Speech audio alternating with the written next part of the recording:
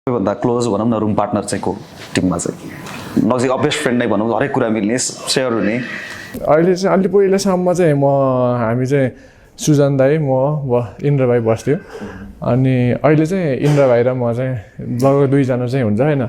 त्यही भएर चाहिँ इन्द्र भाइ चाहिँ मसँगै बस्छ यताउता सबै सम्पूर्ण कामहरू यताउता सजिलो हुन्छ दुईजना भएपछि इन्द्र अति राम्रो मान्छे है एकदम इन्द्र भाइले चाहिँ हजुर मैले चाहिँ एकदम अनुशासित हजुर